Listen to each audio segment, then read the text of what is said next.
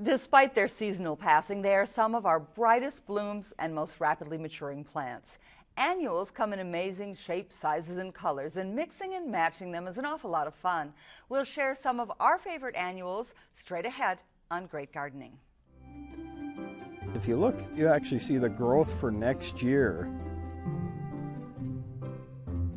This is a plant that's been infected with early blight. I can feed a lot of people. I always want to use a garden fork. You just wrap it. Take a look at the environment, try to work with your environment. Hello and welcome to our last regular season edition of Great Gardening. I'm Pamela Fish, along with our resident experts in all things from the garden, Tom Casper, the supervisor of park maintenance for the city of Duluth, and Bob Olin, horticulturist, and state and county educator. Now, I know that you are both in the thick of it with your work growing right now, but can you believe that this is our last regular season program for Great Gardening? Where did all that time go? Yeah, it just rushed by. It's hard to believe that this is our 10th week already of this, and what a wonderful show and a wonderful place for people to get locally pertinent information to being successful in the garden. Absolutely. It's been a great 10 weeks, and boy, we're off to a good growing season. We are. Things are really coming up out there, aren't they? They are. Okay. Well, we also want to welcome back our phone volunteers who are standing by to answer your called-in questions. And this week, they're from the Carlton County Master Gardeners. So please give them a call right now at 218-788-2844. The number's there on your screen, or you can call toll-free 877-307-8762, and they will get your questions to our experts for their advice. Well, this week, we're talking about annuals, and we begin with a look at a couple that get some really incredible growth in just a few months' time. This is a dwarf, believe it or not, dwarf banana tree, and you can see it's pretty good size, so I'd hate to see the real one. This is really grown in our area as an annual. However, if you've got a greenhouse or other area in your house where you get enough sun and enough dampness, this will survive over the winter time, or if you have a friend with a greenhouse. You can see big, beautiful leaves that really add a lot of interest to the garden and a lot of unique oohs and ahs. And I've got another wonderful, interesting annual for you to think about. This one's called Coffee Cups, and it's you can tell by the shape of the leaf, it's a member of the same family as the elephant ears that we see in some of the planters in some folks' gardens. And it's really shaped almost like a coffee cup kind of thing. And it's a tropical plant, but what would happen is this would capture dew in the garden, and it slowly releases that water down the stem of the plant to the base of the plant where it can water. So if you can imagine where lots of dew and things like that are collected in these cup-shaped leaves, it self-waters its plant. You know, and again, looking at beautiful color, we've got that burgundy, deep green kind of coloring to the plant. Wonderfully interesting. Very few insect or disease problems that I've noticed with it, and lots of good size again if you're looking for something unique in the garden. Again, what is so amazing is that you can get that much growth in one short season. Well, these hands do work magic. Oh, that's it. You mean I couldn't get that kind of growth out of this? Well, I can't answer that. You make a good point, though. You know, being this far north, we're always apologizing for our short season, but we get this additional day length, and that really accounts for this tremendous growth, in addition to the great ants. That's right. Thank you, Bob. It does. Well, speaking of stunning annuals, you will find some in public spaces around the city of Duluth, and they're pretty incredible looking. I do have to give you and your crew credit for things like this, Tom. Yeah, they do a great job. Of course, we have cannas blowing in the wind there, and those are down on London Road. You see some nasturtium and lobelia and dianthus and petunias and some ornamental grasses with the cannas as a backdrop. Really quite beautiful and stunning, and lots of oohs and ahs from the public, and as they enjoy some of our public gardens. We mentioned the elephant ears earlier. There's the standard variety. You can kind of see why it's called an elephant ears, those big, beautiful leaves. Here we've got, this is actually from one of our gardens from the tour last year. That's cleome, a dwarf cleome on the sides there that gets really beautiful and interesting. And there, of course, we have some of the burgundy sweet potato vine and some petunias and a few other things in the container. These are from the bed and breakfast at A.G. Thompson. Right. Okay, and what a great job they did. What are the combinations there? Well, there we've got some impatiens, and again, we have some calabricoa hanging off of the sides, petunias, and really it's all about picking out the colors of plants that you like and that you enjoy and that mean something to you, and really mixing them into the containers. And in my mind, there's really no wrong combination. There's just, they're beautiful and they represent how we feel, and it's expressive and wonderful. So, Right. You know, the great thing about annuals, Tom, is that you get this real nice splash of color, something that perennials don't really provide, but you get this constant color, and there's really no good substitution for That's right. good annuals. yeah. Well, we have some questions that were left over from last week. We also have some new questions coming in, so we're going to get to those right now. And I want to start with one from Jen that says, I have an 8-foot tall wild rose. In the middle of summer, something eats all the leaves off. So what can I do about that? Should I spray something on it?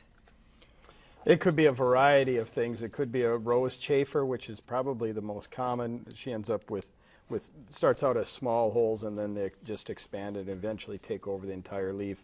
Aphids are a big problem. You won't see the consumption of the leaf like that, but can cause problems. So pretty easy to control. What she wants to do is look underneath the leaves of the rose bush, and they're tiny little green, basically worms. Tough easy to see. Yeah, tough to see. Insecticidal soap will work pretty well on them. So. Okay. And, Tom, you make such a good point. People that aren't successful, usually these are contact insecticides, so you really have to have the larvae there, get the underside of the leaf. Many of these are also nocturnal, so don't hesitate to make an application in the evening hours. That's right.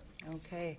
I have a Honeycrisp apple tree that had tons of apples last year. This year, not a single flower. What could be going on there? Well, it's this alternate bearing habit that Honeycrisp and most apples have. And if you want to even that out, you really have to thin that apple crop down in the real heavy years so there's enough energy left to set bloom in the following years. I did a little work on that subject and found that you really, if you want to even out the blossom and even out the fruit load, you have to get pretty aggressive in reducing fruit in the heavy years. As a rule of thumb, 1 apple for every 20 leaves. So count that out, and you'll be surprised. You really have to thin them down, but that will even out the fruit from year to year. I had one other One question apple per about 20. Yeah, for 20 years, 20 leaves. 20 leaves. Okay. Have to get rid of some apples. Pretty low low yield. I'll be Huh? eating tiny little apples. There was a follow-up question from something we talked about before, too, on apples, and I think it had to do with how to protect them if something was after the tree, and you talked about putting plastic around them. Can you explain, do you remember what I'm referring to, and can you explain how that's done? Well, it's a non-chemical way of protecting from some of the insect damage that plagues so many of our apples, and I had suggested that you bag the dessert quality fruit. So in other words, the low-hanging fruit, literally, if you just pull a sandwich bag over them, cut the bottom so that the water drains out, and this actually excludes the insects. It's a chemical-free way of actually doing that, and then anything that you don't care to bag, that can be your processing fruit. That can become applesauce, and as I explained to people, applesauce tends to cure a lot of apple insect problems. Great. That was from Jean in Cotton. I wanted to get that one in. And then Mary from Cromwell says, iris are blooming and there are little black bugs eating the flowers. What can I use to get rid of the bugs? Well, what's going on there? Wow, it's hard to say without seeing what that insect is before. Lots of aphids in the area, but it doesn't sound like they're aphids unless they're not actually eating them. They're just on the bud. In that case, they're extracting nectar or extracting food from that bud. So those are pretty easy to control. If they are little tiny black aphids, again, insecticidal soap, very effective. And Tom, really with iris, these are rather inconsequential. It's some of the insects you don't see. Like some of the larvae and the corms and so forth, they can cause the damage. But the ones you can see are more superficial. Little insecticidal soap will take care of it. Okay, Barry from Duluth has a clump of pussy willow that was stripped last August in a 2-week period by Japanese beetles. No growth there now. Should I trim them back or wait? And what can I do to prevent it next year? I don't think it was Japanese beetle. At least I hope it wasn't, because we obviously don't want them. They're a little bit farther south. But we definitely had quite a bit of beetle damage that did occur. And they should be getting regrowth at this particular point. Many of these insect populations build in one year and then they decline dramatically in the next. So I would just be alert. If you don't see the actual adult beetle doing any damage, I wouldn't worry about it. Okay. But he is asking if does it sounds like it's almost dead, or? Well, I think there was an issue with it last August, and now it didn't come back, and there's no new growth. So should I trim or wait? Yeah, if he doesn't have any growth by now, that's probably not a good thing. Okay. All right. Joan wants to know what might be eating my delphinium. That's all the information I have for you. Take your pick from insects to Yeah, deer or rabbit. A bug, a slug? Question mark. Question mark. Well, slugs are just really starting to get going. Okay. You know, without narrowing it down a little bit for us, Joan, it could be deer or rabbits. They're both favorites of both of those critters. So without knowing what kind of damage they're seeing, it's hard to really narrow it down. But slugs are just starting to get going now, so I don't think it's slugs. So. Okay. Gail lives near Hartley Field and has wild strawberries growing in her yard, and she'd like to get rid of them. The yard is professionally treated, but the strawberries keep coming back. Well, you know, a lot of people would actually like, I know. like to eat those Maybe wild you could bring strawberries. someone over to eat them or dig them up. Or I would talk to our lawn care service. That's a broadleaf that isn't too difficult to control. Okay. So I would just go over that with a professional. Any number of broadleaf herbicides will take care of that. Okay. More questions to come later on. A lot of them still coming in. But we want to go back to our talk about annuals, and we do have more on annuals now. While they obviously need regular watering and fertilizer, there are other ways to keep them looking great. Here's Tom with this week's tip. We're going to talk about some general care with your annuals. We're going to talk about deadheading, which is one of the most important things you can do to your annuals to keep them blooming throughout the season. You can see I have lots of flowers still in bloom here, and really it just requires a little bit of effort and a good pruning shear or a good set of fingers. So in this case, I'm going to first start with the geranium. You can see we have that starting to fade. Some people will go in and just twist them off. You can do that. I use a pruner because it gives you a nice little cleaner cut. You can go in and just snip that below the leaf line. You don't have to be right down to the base of the next leaf if you don't want to. You can see we're pretty much done blooming here. Cleaning that up, getting rid of that. Here's another one. Gently remove those. You can see we already have new buds coming, so we're going to continue to be able to enjoy the beauty of this geranium well into the fall. We also have moss roses. These almost do their own self-pruning to some degree, but you can also go in if you want it to continue to bloom at a better rate. You can go in. Probably hard to use a pruner unless you're really precise with it. Just go in and snap those off. You can see we've got a bud already coming there.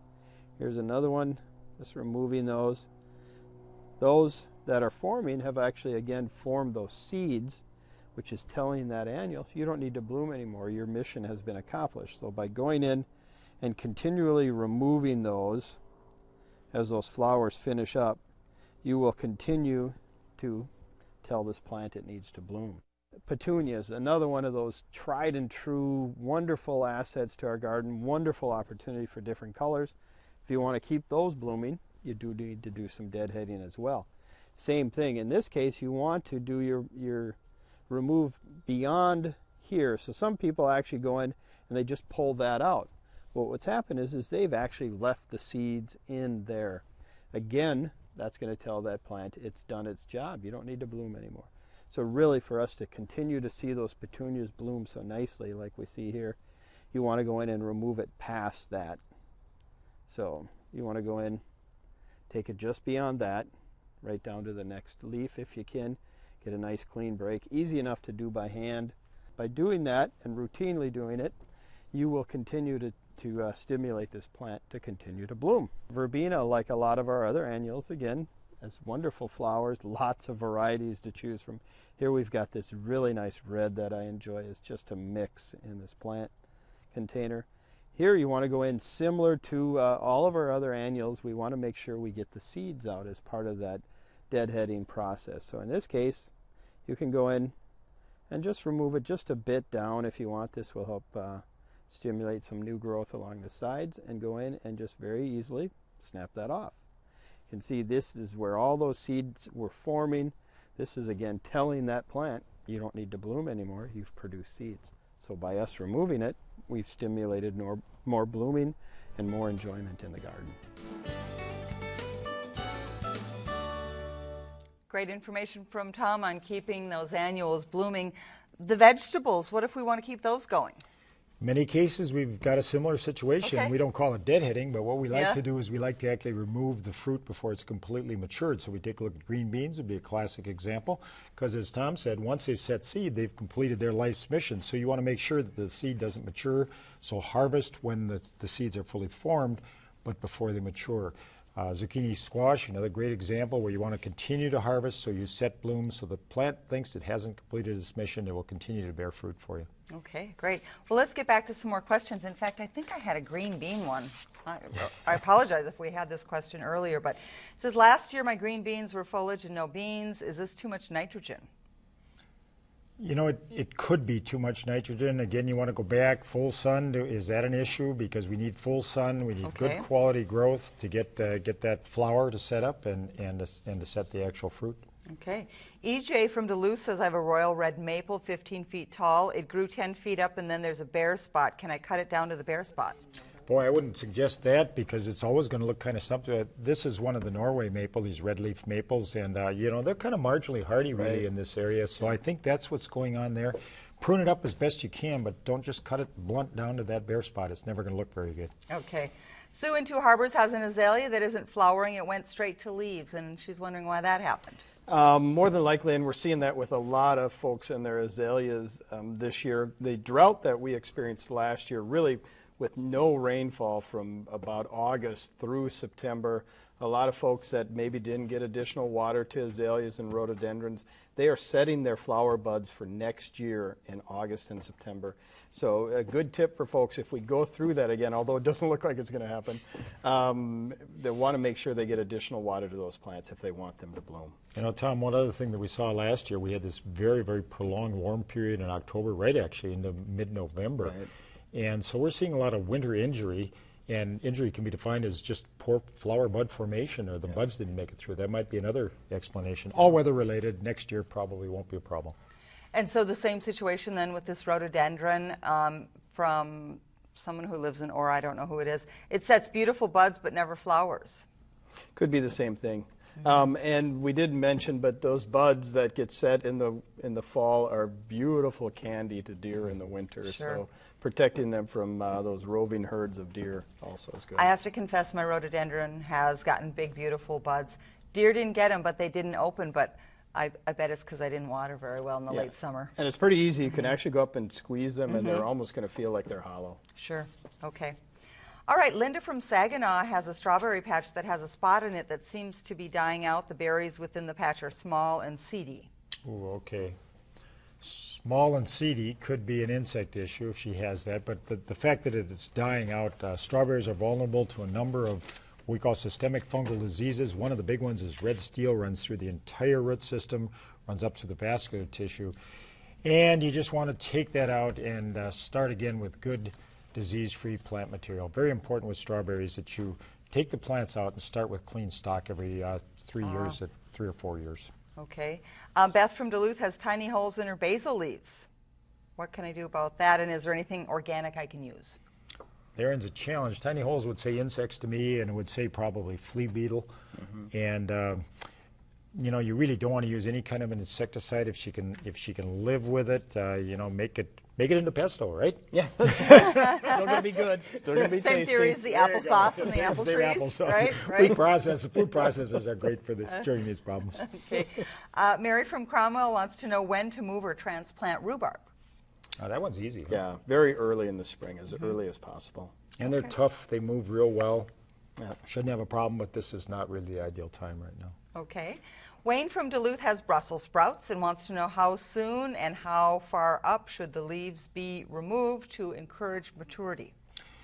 Yeah, they're going to take a long time to grow and a long time to mature, and you don't want to start too early because you're actually forming all the buds and so forth through the season. So I wouldn't be removing any flower or any leafy material until well into the season, August, September. Okay. How do I winter over calla lily and begonia bulbs? That's from Kent and Poplar. Well, they really need to be overwintered out of winter if you want them to survive. Ideal somewhere between 34 and 40 degrees, cool, dry place.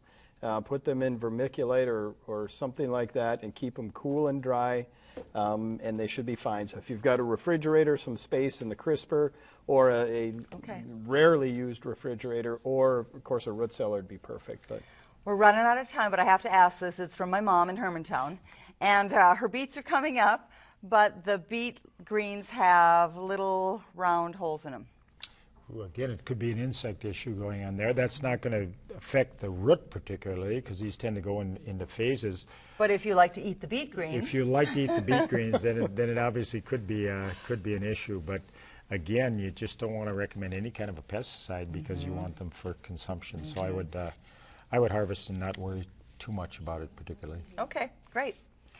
Well, this week's tour takes us back to the Blackhoof River, where we revisit a sprawling Carlton County residence. I am Jan Stanslaski, and we are in Blackhoof Township in Carlton County, south of Carlton. And this is the home we purchased in 1972 along with 111 acres. And we had to put in a new sewer, and as a result, this whole rock garden transpired. And we had rocks brought in a truckload, and we went over to a local gravel pit. It was a lot of work, but a labor of love. Every stone is put in there by hand, packed with soil, and kind of leaned back a little bit so that it doesn't flop over. Sedum I love because it's so dependable. And the deer love it in the winter. They'll come right in here and just eat all of it up. That's the Blackhoof River down there. It's a designated trout stream. And I have fished it. There's berkeys and browns in there. We started at the bottom with all these rocks. This was added on just a couple years ago, but we started on this section and we just kept moving up until we got up to the top. Those poppies reseed, and see the little seed pods on there? They do so well in this soil. I usually take all the heads off of there, and then when the plants are done blooming, they only last a couple weeks. I just jerk them out. And for sure, some will come up next year. Little baby's breath in here. I love that. Gypsophilia for dried flowers. And I usually end up making dried wreaths out of them, and because I can't stand to just not use it. It's finally starting to climb. And the little arches and everything you see in the garden, John and I made. I have a little heron back there. I don't know if you can see him. It's a little copper heron that I pounded myself. Friends have given me hosta, and eventually the sticks disappear. Oh, look at there. Somebody clipped the flowers off of that big hosta right there. It was just about to bloom too. The hoop house, that is my blueberry garden. And we put the hoops around to keep the raccoons out. And the blueberries are really good and they're really big. Well, this is what I call my deer garden. And with the extra plants that you get being a perennial gardener, I put them up here, edged it with hosta, thinking that they will eat this before they come to my garden, but it doesn't always work. This is a Jack in the Pulpit, and I love them, but they have this big seed pod, and in the fall it turns bright red, and you better get rid of it because you'll have Jack in the Pulpit all over the place too. You know, you wish for something and then, whoops, shouldn't have wished too hard. This is where I first started putting in a garden, and it was just a little dirt pile actually. So we had a pile of dirt brought in and the rocks, and kind of laid it out with a rubber hose like they say you should, kind of set it up, and that was the beginning. These grounds were pretty much all weeds when we moved here, and we started mowing weeds, and this is the result.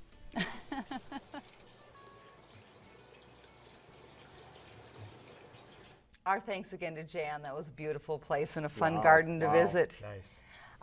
We keep getting questions, and we don't have much time left, but we wanted to mention that we keep getting questions about bugs, little holes on some of our vegetable leaves on our rhubarb, and somebody who says there might be potato bugs on our tomatoes. Is that early to see that? Are we seeing a lot more bugs this year? Well, we may, and if it warms up and continues to be warm, we're probably going to see it. I think people want to use a little bit of a judgment. We do have, if it's a beetle, in this one question we actually had it identified as a beetle, then we do have a biological control. This would be a Bacillus thuringiensis, abbreviated BT, but the San Diego strain. There are 3 or 4 strains being sold. So BT San Diego will take care of the beetles on your tomatoes in this case, or on your potatoes. You want to make this judgment. If we're not going to eat, like with the question on rhubarb, if you're not going to eat the leaves and it's a small amount, why be concerned about it? Right. You know? But on the beet greens, on some of the others, maybe just spray it off and eat it anyway? Spray off the bugs, rather. Sure. I think water stream that, is Mom? Just spray off the bugs. Come on. great. Yeah. I think that's great. And if Okay. you're going to eat it, you want to be really careful about using any kind of product. All right. Okay. Well, here are some more delights now from area gardeners in this week's Grow and Show feature. These azaleas shine bright from high on the hillside in Duluth, Piedmont. Bill and Ernestine Zebarth grow them in white, pink, coral, and even yellow. They stand in gorgeous contrast to a field of deep blue iris. Zebarths grow ornamental conifers and lush shrubs, as well as some showy blush pink peonies. This high flyer may resemble a tiny bird, but is actually an insect. The hummingbird moth flies in the light of day to collect nectar from its favorite flowering plants. And speaking of animals who love garden plants, this doe and fawn were seen lunching in the Norton Park garden of Gail Gillian, where Gail says Mama is teaching her baby at an early age where the good stuff grows. If you have good stuff growing in your yard and garden, share pictures of it with Great Gardening. Send by email to greatgardening@wdse.org or to 632 Niagara Court, Duluth, Minnesota, 55811. Just a quick mention, the irises are in bloom at City Hall, the peonies at Leif Erikson Park. Please be sure to keep those pictures coming in. We know that you have many more weeks of blooming and growth in your garden, and we would love to see what's growing for you. So send us those photos. We'll use them on our webpage for next season and for our fall harvest program on September 20th. We will be back for an extended Great Gardening show to see how the season went, what was successful, what wasn't, and how we want to begin preparing for gardening in 2013. Bob, Tom, any final thoughts before we have to go? Get out and garden. Yeah, just enjoy this marvelous season ahead, and we're looking forward to good harvest and see everybody again this fall. All right, a big thank you to our garden Thank you. experts, Our Bob pleasure. Olin, Tom Casper. Really invaluable amount of information that you supply to us. We want to thank our phone volunteers, both from this week and throughout the season. We really couldn't do it without you. And of course, to all of you who called in, all of you who tuned in, from all of us here, thanks for watching and enjoy the garden.